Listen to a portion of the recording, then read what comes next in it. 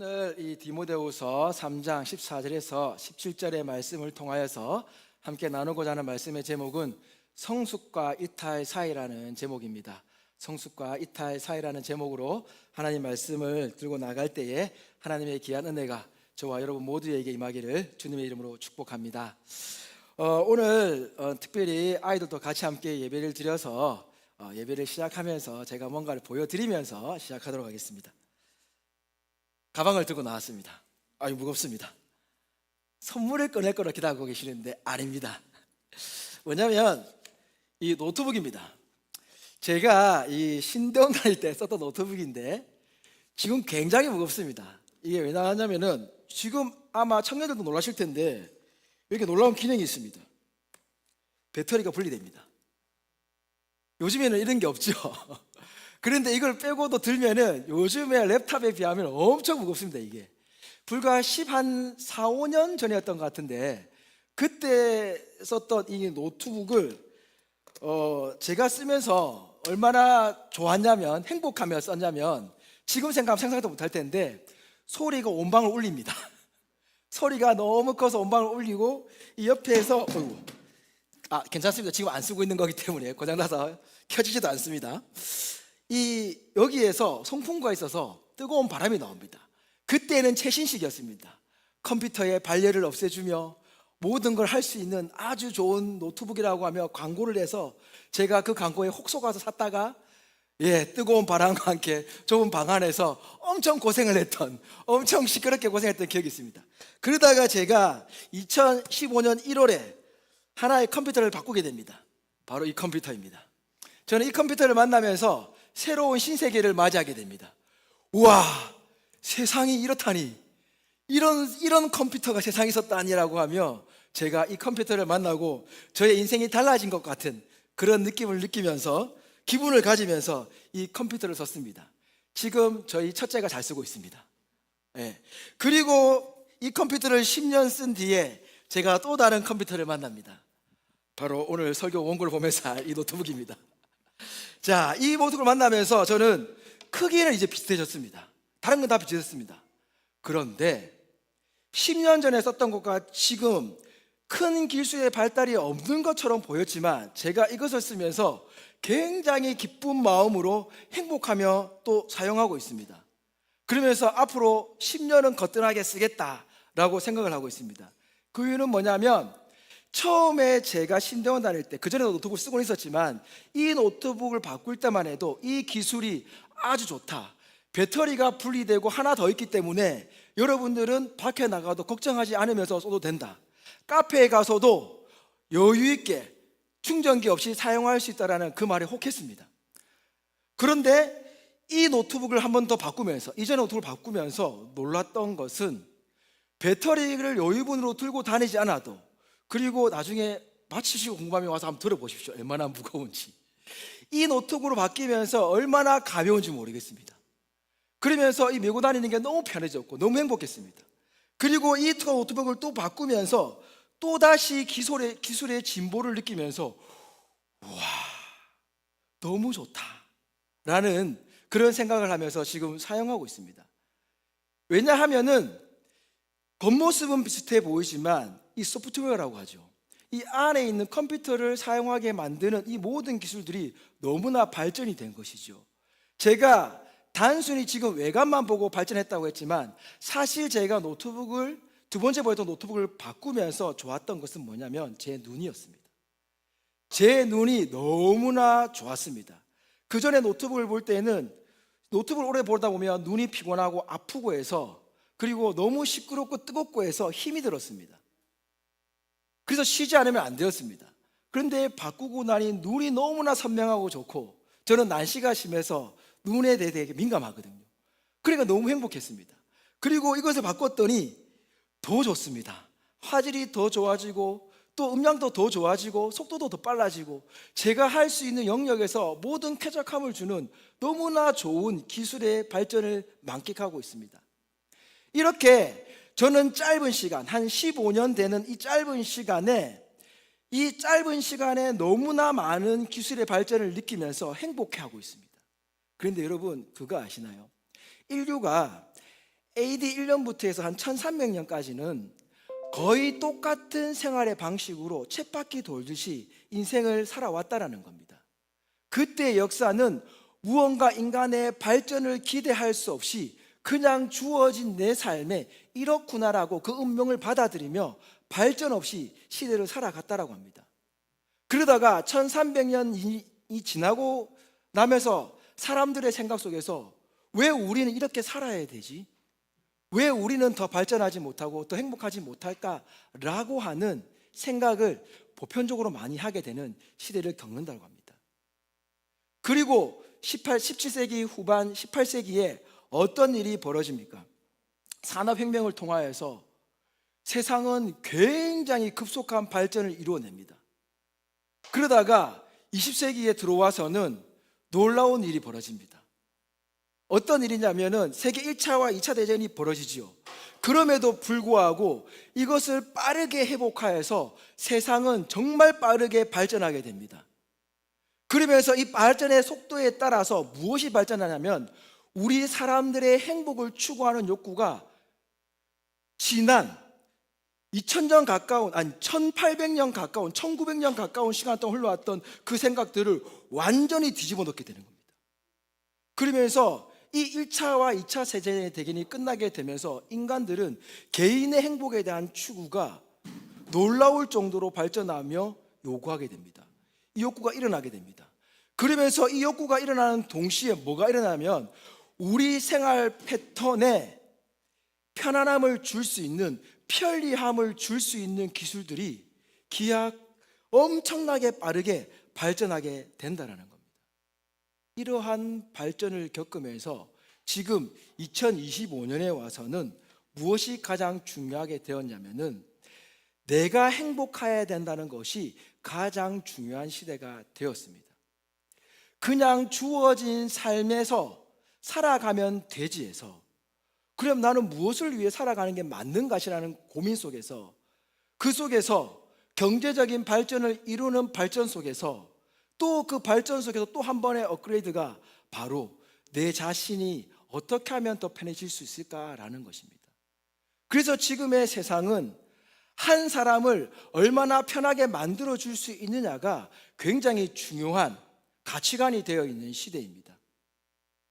그래서 제가 말했던 이 짧은 15년간에 우리가 사용하고 있는 이 생필품이 이제는 사용하지 않으면 안 되는 이 생필품이 얼마나 빠르게 발전했는지를 짧게나마 보여준 모습입니다. 1300년 가까이를 그냥 이렇게 살다가 15년이라는 이 짧은 시간에 이렇게 많은 변화를 겪으면서 놀라운 발전을 기록하게 되는 이러한 시대를 우리는 살아가고 있다는 것이죠.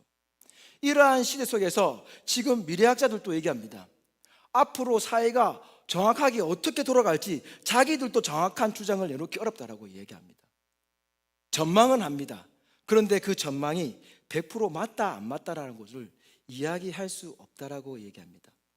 이렇게 생각해 보면 이 인류의 발전이라는 것이 정말 우리들의 삶의 질을 높이는 만큼이나 우리 개인적인 인격의 수준을 높이는 발전까지 함께 동반하고 있는 것일까라는 생각을 해보게 됩니다.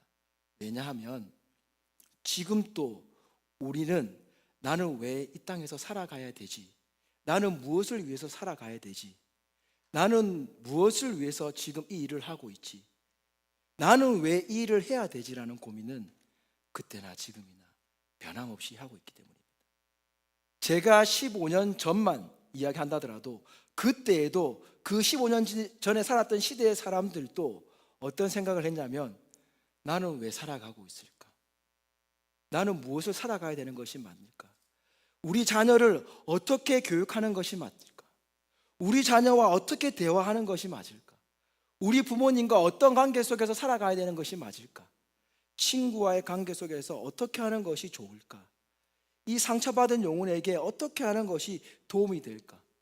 내 마음이 어떻게 하면 편안해질 수 있을까? 저 친구를 용서해 줄 수 있을까?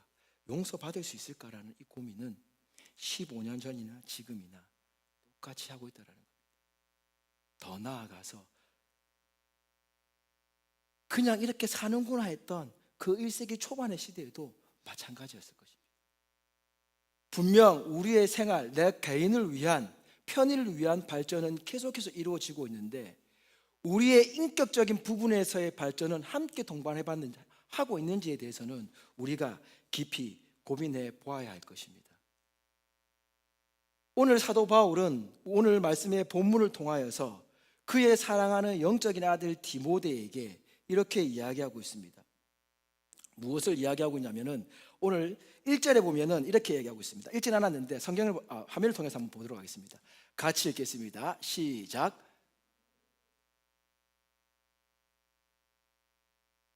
이 당시는 여러분 알다시피 로마 시대의 상황입니다. 크리스찬들에게는 박해가 있는 시대였지만 로마의 시대는 그 시대에서는 최고로 문명이 발달한, 고도로 발달한 시대에 살고 있었던 거죠. 우리가 그래서 지금 또 그 당시에 로마가 와 어떻게 세계를 정복하며 살았을까라고 하며 감탄하고 살고 있지 않습니까? 그러한 시대에 지금 너무나 좋아 보이는 그 시대에 바울이 사랑하는 영적인 아들이자 자기의 제자인 디모데에게 놀라운 이야기를 하고 있습니다. 너는 이거 알아야 돼. 말세에 고통하는 때가 이를 거야. 사랑하는 성도 여러분, 자기가 사랑하고 존경하고 있는 영적인 아버지라 불리는 이 바울에게 이 이야기를 듣는다라고 하면 얼마나 슬프겠습니까? 마음이 아프겠습니까? 사실 이 상황은 바울이 감옥에 갇혀있던 감옥에 갇혀서 살고 있던 때였습니다. 그때 디모데를 향해서 서신을 보낸 내용입니다.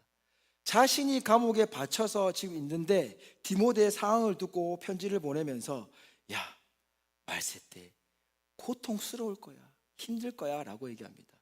여기서 말하는 이 말세는 예수 그리스도가 십자가에 돌아가시고 난 이후부터 지금까지 계속해서 다시 재림하시기 이전까지를 말세 때라고 합니다. 그러니까 그때에도 고통의 때가 이른다고 했는데 그럼 지금은 아니겠습니까? 똑같이요. 똑같이 사도 바울은 뭐냐고 하냐면은 지금 말세는 고통의 때가 이른다라고 이야기하고 있습니다.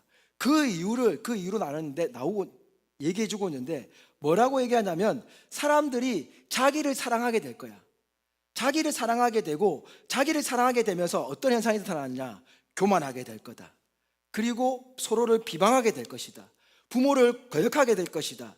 감사함이 사라지고 거룩지 아니할 것이다. 그리고 무정하게 될 것이다. 즉 다른 사람에 대한 사랑이 사라질 것이다. 온통함이 생길 것이다. 다른 사람을 용서하는 마음이 사라지게 될 것이다. 그리고 절제하지 못하게 될 것이다. 그렇기 때문에 사람은 잔인해지며 사나워질 것이다. 그리고 그 결과 선한 것을 좋아하지 않는 모습이 나타날 것이다. 그리고 사람들 사이에 배신하게 될 것이고 성격이 급해질 것이며 쾌락을 사랑하기를 하나님을 사랑하는 것보다 더 사랑하게 될 것이야 라고 이야기를 합니다. 여러분, 지금의 시대는 개인의 편안함을 추구하는 시대라고 했습니다. 개인이 개인을 사랑할 수밖에 없게 만드는 그러한 시대의 흐름 속에 있습니다. 그래서 마치 내 자신을 내가 아끼지 않고 사랑하지 않으면 이것이 잘못된 것과 같은 그러한 느낌을 받는 시대에 살아가고 있습니다. 그만큼 자신에 대한 소중함은 너무나도 중요하게 여겨지고 있습니다. 그러면 지금 바울이 말하고 있는 이 시대의 성경의 이야기는 자신을 소중히 하지 말라는 이야기일까요? 디모데 너 자신은 소중하지 않아 라고 하는 이야기일까요? 예수님을 믿는 것만이 소중한 거야 라고 하는 이야기인 것일까요? 우리는 곰곰이 생각을 해봐야 됩니다. 우리는 많이 듣지 않습니까? 우리는 하나님께 선택받은 사람입니다. 하나님의 영광을 위해서 살아가야 됩니다. 하나님, 이웃사랑, 예수님을 닮은 사람, 십자가를 따르는 삶, 여기에 내 자신을 위한 삶은 들어있지 않지 않습니까? 시대는 나를 위한 삶을 외치고 있고 성경은 하나님의 영광을 위한 삶을 외치고 있습니다. 이 시대는 하나님의 영광을 위한 삶, 시대가 말하고 있는 내 자신을 위한 삶, 이 사이에서 우리를 갈등하게 만들고 있다는 것이죠. 그런데 바울이 말한 이 시대도 똑같이 이 사이에서 갈등을 하고 있으면 안 된다라고 이야기하고 있습니다. 세상이 아무리 갈등하게 만든다라고 할지라도 너는 갈등할 이유가 없어라고 하는 이야기인 것입니다. 이 이야기가 마치 아니야, 너는 너 자신이 중요한 게 아니라 하나님 자녀니까 당연히 그렇게 살아야지 라고 하는 이야기가 들어있을까요? 아니라는 겁니다. 너 자신이 소중하지 않기 때문이 아니라 너 자신이 너무나 소중하기 때문이다라고 이야기하는 겁니다. 사랑하는 여러분, 오늘 말씀 14절 같이 다시 한번 보겠습니다. 한번 보시겠습니다. 같이 읽겠습니다. 시작.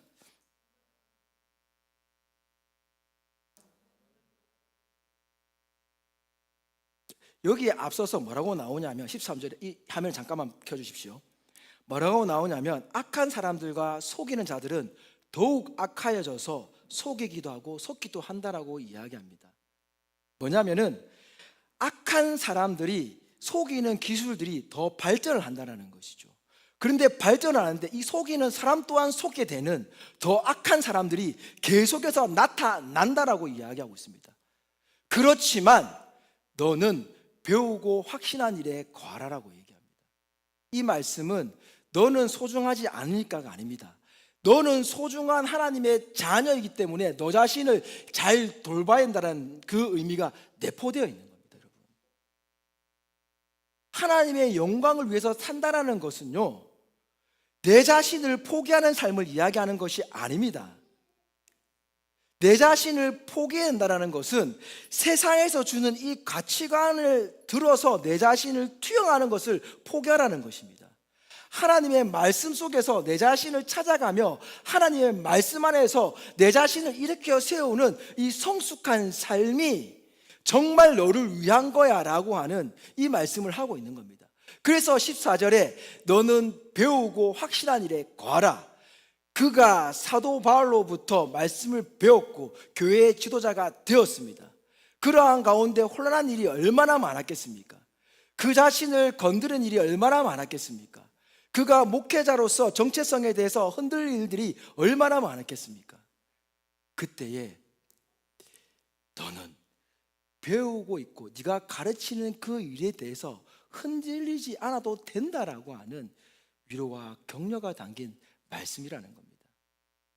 그리고 너는 내가 누구에게서 배운 것을 알라라고 이야기하고 있습니다. 그 다음 절 한번 보시겠습니다. 15절에 뭐라고 나오냐면은, 자, 같이 읽겠습니다. 시작.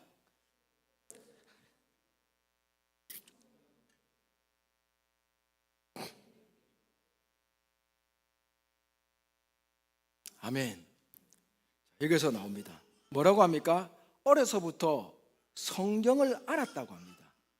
성경은 능히 너로 하여금 그리스도 예수 안에 있는 믿음으로 말미암아 구원에 이르는 지혜가 있게 합니다. 여기서 말씀을 보십시오. 하나님의 영광을 위해서 너를 포기하라고 말씀하고 있습니까? 아닙니다. 너를 어떻게 한다고요? 구원에 이르는 지혜가 있게 만들어 준다라고 이야기하고 있습니다. 하나님은 하나님의 자신의 영광을 위해서 우리에게 삶을 주셨다라고 하셨을 때에 그 하나님이 영광 받으시는 그 삶은 우리가 가지고 있는 우리 인생의 가치관 또는 우리의 생명을 쉽게 포기하라는 것이 아닙니다. 너는 아무것도 아니니, 너는 쓸데없는 사람이니, 이런 의미가 담긴 것이 아닙니다. 너는 내 아들 예수 그리스도를 이 땅에 보내어 줄 만큼 너를 사랑한다는 의미가 담겨 있죠. 자신의 아들을 내어 줄 만큼 너를 사랑한다라고 합니다. 그래서 사도 바울은 뭐라고 얘기냐면은 너는 어려서부터 성경을 알았지 않느냐? 어머니와 외조모로부터, 외할머니로부터 너는 하나님의 말씀을 배웠지 않느냐? 그 말씀이 너를 어떻게 한다고요? 예수 안에서 믿음으로 말미암아 구원에 이르는 지혜가 있게 한다라고 합니다. 이 지혜에 대해서는 제가 좀 뒤에 좀 더 설명을 하도록 하겠습니다. 그리고 16절로 이어집니다. 16절의 말씀에서는 우리가 너무나 잘 알고 있는 말씀입니다. 같이 읽겠습니다. 시작. 모든 성경은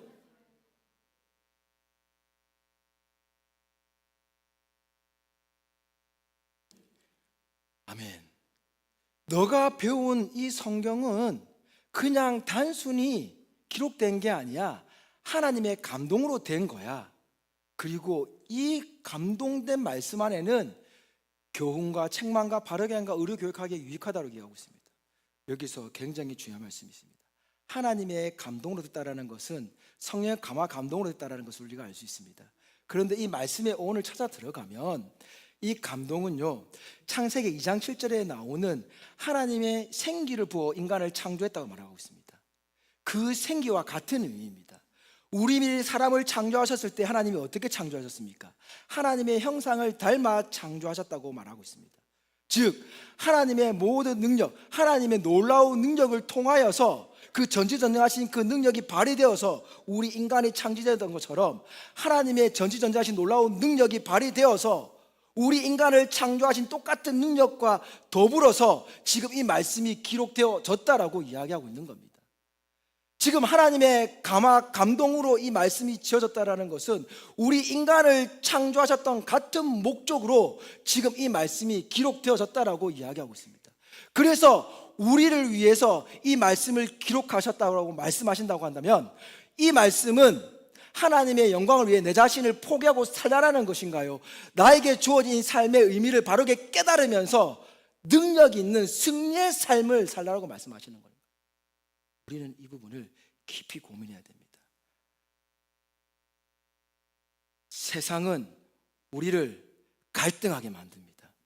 세상의 편리함은 우리를 갈등하게 만듭니다. 인간만큼 비합리적인 존재는 없습니다.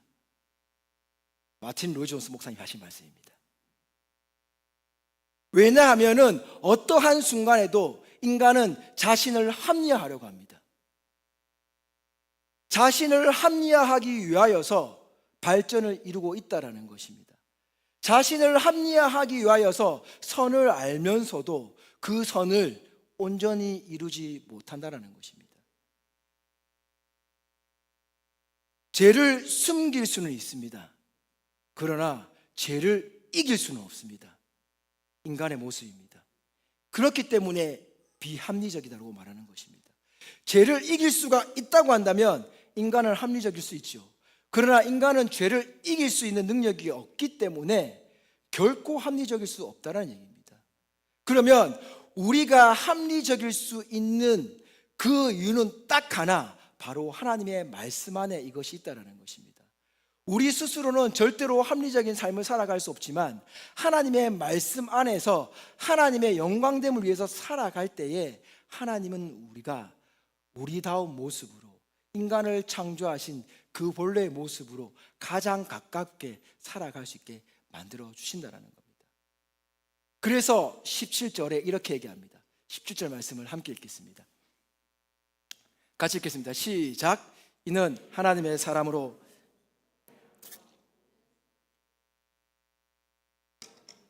아멘.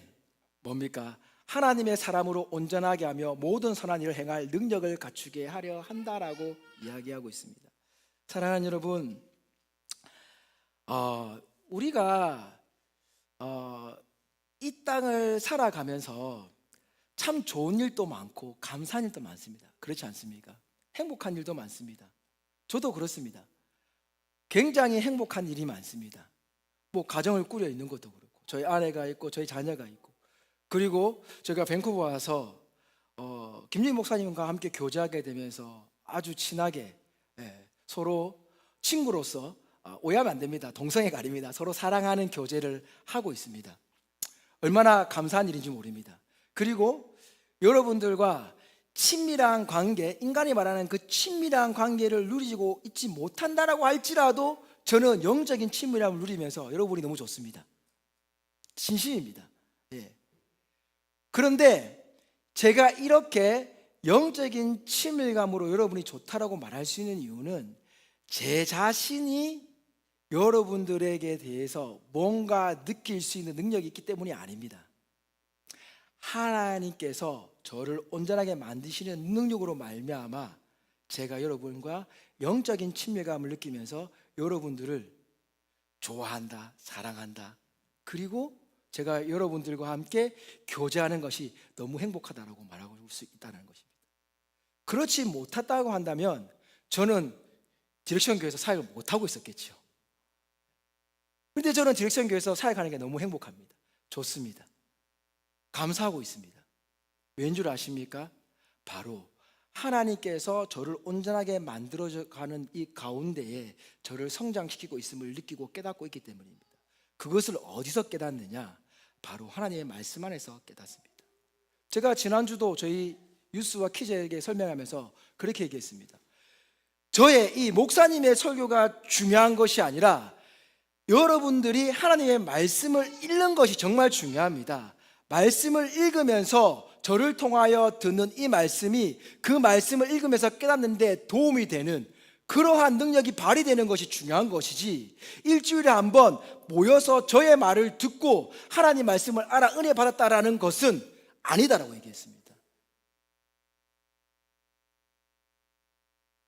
사도 바울은 분명히 디모데에게 말해주고 있습니다. 너는 어려서부터 배운 것에 대해서 거하라, 확실한 일에 거하라 라고 얘기하고 있습니다.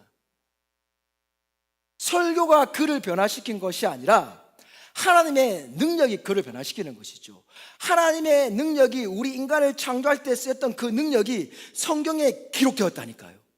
그래서 말씀을 읽으면서 그 말씀을 읽는 가운데 이 하나님의 말씀을 설교로 듣고 배우고, 성경 공부를 통해서 배우고, 질문을 통해서 서로 교제하면서 나누는 이 시간들을 통해서 어떻게 됩니까? 우리는 성숙해 간다라는 것입니다. 세상의 기준이 우리를 성숙시키는 것이 아니라 하나님의 말씀이 우리의 인격을 성숙시켜 나간다라는 것입니다. 왜입니까? 만약에 세상의 이론과 기술들이, 세상의 지식들이, 세상의 지혜가 만약 우리의 인격을 성숙시켰다고 한다면 지금 이 시대는 인간이란 무엇인가? 나는 왜 이 직업을 선택해야 되는가? 나는 왜 이렇게 살아야 되는가? 나는 왜 저런 부자가 되지 못했을까? 나는 왜 저런 지적인 능력을 가지지 못했을까? 나는 왜 저런 사람을 만나지 못했을까? 나는 왜 용서하는 마음이 없었을까? 나는 왜 용서받지 못했을까? 라는 고민을 하지 않겠죠. 답변이 나왔겠죠.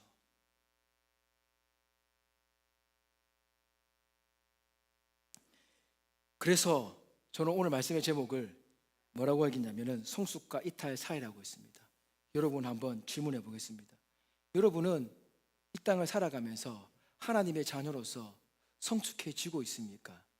아니면 세상의 가치관과 하나님의 말씀이 부딪혀서 고민하고 있습니까? 성경은 우리에게 얘기합니다. 고민하는 것 자체가 이탈이라는 겁니다. 성경은 중간을 놓지 않습니다. 성경은 분명하게 두 가지 길로 정해놓았습니다.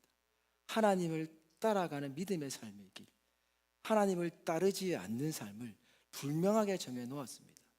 그런데 이 시대도 그랬고 오늘날도 그렇고 변함없이 이 두 길 사이에서 고민하는 사람들이 넘쳐나고 있습니다. 이 두 가지의 사이에서 어떨 때는 세상의 지식에 맞추어 성경을 집어넣고, 어떨 때는 말씀 안에 세상을 집어넣어서 맞춰놓고, 그렇게 살아가고 있습니다.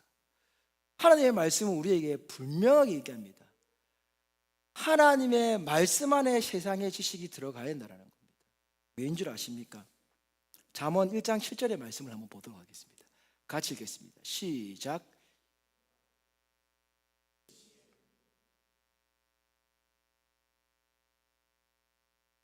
솔로몬이 우리에게 얘기하고 있습니다. 뭐라고 얘기하고 있냐면 여호와를 경외하는 것이 지식의 근본이라고 합니다. 왜 지식의 근본인 줄 아십니까? 지식은 어떻게 우리가 가지게 되는 것입니까? 보고 듣고 읽고, 그렇죠? 보고 듣고, 그렇죠? 다른 또 경험을 통해서 얻게 되는 겁니다. 지식은. 그런데 무언가 주어지지 않으면 지식은 생길 수가 없습니다. 그런데 이 지식의 근본이 누구시냐? 하나님이시라는 겁니다. 그래서 웨인 구릴댐이라고 하는 조직 신학자는 우리들에게 뭘 얘기했냐면은 하나님이 가지고 있는 속성이 있는데 그 속성 중에서 우리와 공유되고 있는 속성이 있다. 그것은 바로 하나의 지식이 있다라는 겁니다. 하나님의 완벽한 지식이 우리에게 공유되어졌기 때문에 우리는 무언가를 알 수 있고 깨닫게 될 수 있다라고 얘기했습니다. 그 지식의 근본이 솔로몬이 무엇인지를 깨달았냐면 하나님이 그렇지 지식의 근본이었구나. 내가 이러한 지혜를 가질 수 있고 이러한 잠언을 쓸 수 있는 이유가 어디 있었냐면은 하나님이 깨닫게 하지 않으셨다면 쓸 수가 없다라는 것이죠. 그러면 왜 지식의 근본이 여호와를 경외하는 것이냐? 하나님을 아는 것이어야 되지 않습니까? 근데 아는 것이라 표현하지 않고 경외하는 것이라고 했냐면은 솔로몬은 똑똑한 사람이었습니다. 그리고 어떻습니까? 솔로몬은 하나님께 기도해서 지혜를 얻은 사람이었습니다. 그래서 이스라엘을 최강의 부강한 나라로 만들었던 사람입니다. 그 천재가 깨닫고 나니까 우와, 내가 이렇게 똑똑해질 수 있었던 이유의 근본은 하나님이신데 그 하나님을 알아가고 알아갈수록 무엇을 깨달았냐면은 자신의 이 똑똑함이 아무것도 아니다는 사실, 하나님의 은혜가 아니고서는 내가 나의 됨을 인정할 수가 없었구나. 나의 나됨은 하나님의 놀라운 능력으로부터 흘러나왔다라는 것을 깨닫게 되면서 흘러나오는 감탄의 표현입니다.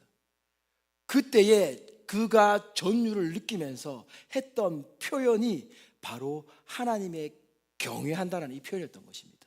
그래서 그는 하나님을 경외하는 것이 지식의 근본이라고 했을 때 하나님을 아는 것이 지식의 근본이 아니라 그 아는 것을 뛰어넘어서 하나님의 은혜를 깨달을 때마다 느껴지게 되는 그 하나님의 놀라운 영광됨의 전율을 표현한 것입니다. 그러면서 내가 아무리 똑똑해도 하나님의 지식에 도달할 수 없는 그 사실을 깨닫게 되면서 그 위대함을 깨닫게 되면서 흘러나왔던 고백이라는 것이죠.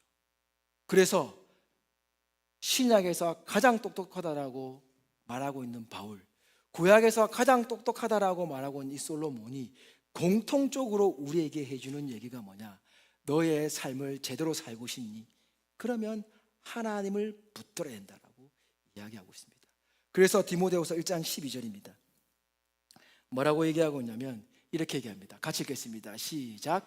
이로 말미암아 내가 또 고난을 받되 부끄러워하지 아니하면 내가 믿는 자를 내가 알고 또한 내가 의탁한 것을 그날까지 그가 능히 지키실 줄을 확신함이라.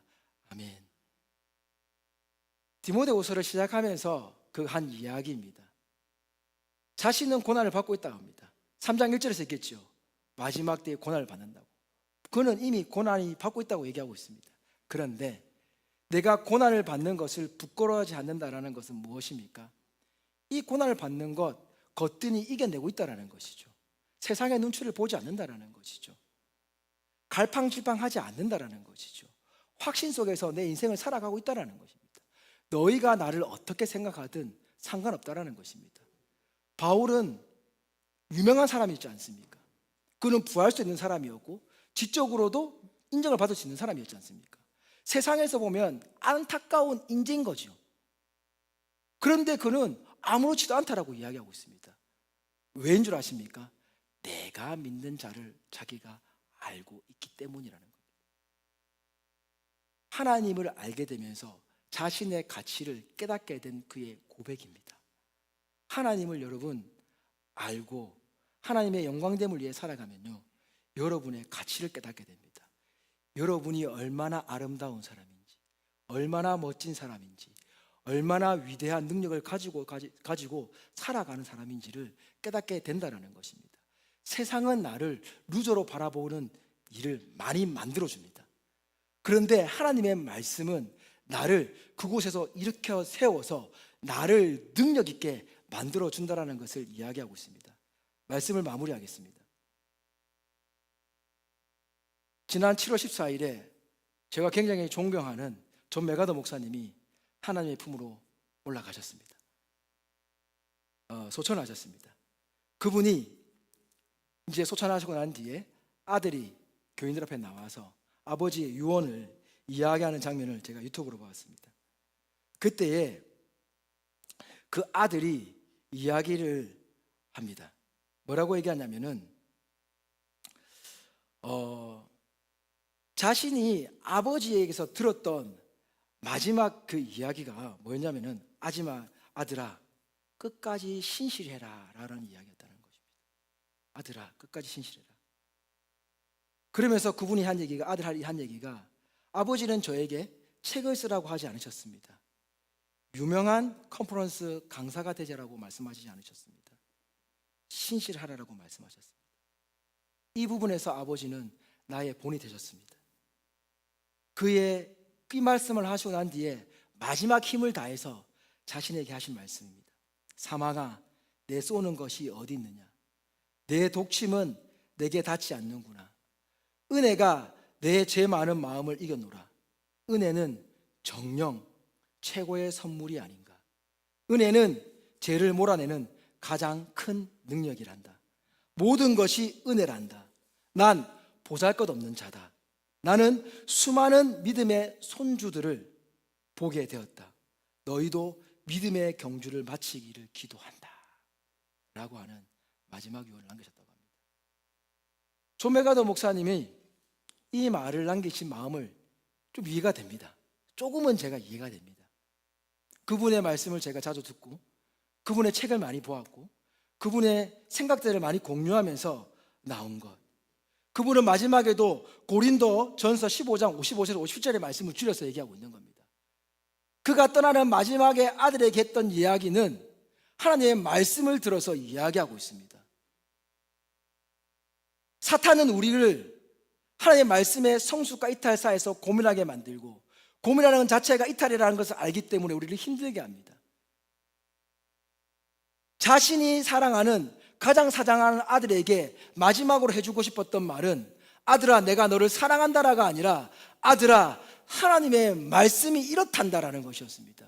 그것이 진정 아들을 사랑하는 이야기였던 것입니다. 하나님의 말씀이 그 아들의 인생을 가치 있게 만들어 주기 때문입니다.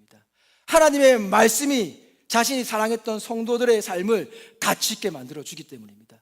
사랑하는 여러분, 저도 이분의 말씀을 빌어서 여러분에게, 그리고 사도 바울의 말을 빌어서, 솔로몬의 마음을 빌어서 여러분에게 자신 있게 이야기할 수 있습니다.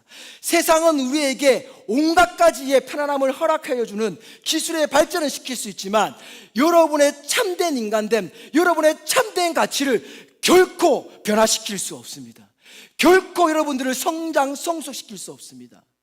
그런데 하나님의 말씀은 내가 이 땅에서 어떠한 모습으로 살아가든 어떠한 생각을 하고 살아가든 여러분을 성숙시킬 겁니다. 이탈을 시키는 것이 아니라 여러분을 성장시키며 여러분의 가치가 얼마나 고귀한지, 얼마나 아름다운지, 여러분의 인생이 얼마나 빛나는 인생인지를 깨닫게 하실 것입니다. 여러분의 부모가, 여러분의 친구가, 여러분의 자녀가 얼마나 위대하고 사랑스럽고 존경받기에, 존중받기에 합당한 존재인지를 깨닫게 될 것입니다. 사도 바울은 지쳐있는, 쓰러져 있는 디모데에게 오늘 이 마음을 빌어 이 디모데후서를 기록했다는 사실을 잊지 마시고, 여러분 성숙과 이탈 사이에서 고민이 없기를 소망합니다.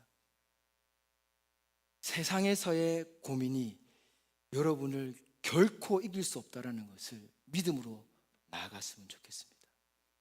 하나님의 말씀은 의료 교육하기에, 우리를 바르게 하기에 완벽하다는 것을 인정하시며 여러분의 삶 속에서 말씀을 읽기를 권면드립니다.